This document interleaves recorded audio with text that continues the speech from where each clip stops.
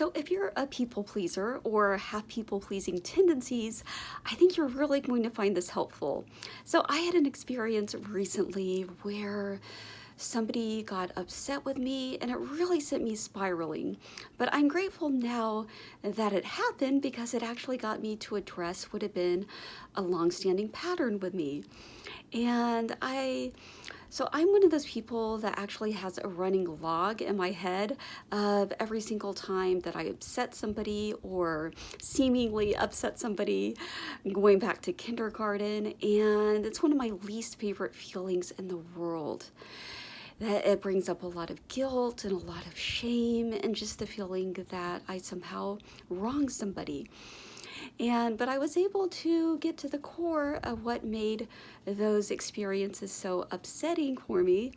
And one of them was personalization, and one of them was identification. So looking at personalization, I came to realize that even when it seemed to be personal, that it never really is personal. And I was able to look at each of these cases and come to that conclusion. Because I know for myself, when I become upset with somebody, it's never really about what they said or what they did. It's about what it brings up in me. And so either they, or in this case me, in the instances where I upset somebody, I would bring up something that would touch upon some nerve, usually going back to childhood, right? So nothing that I really had any control over.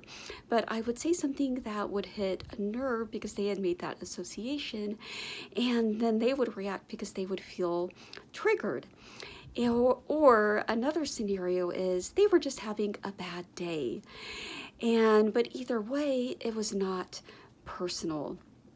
And then the other thing is identification.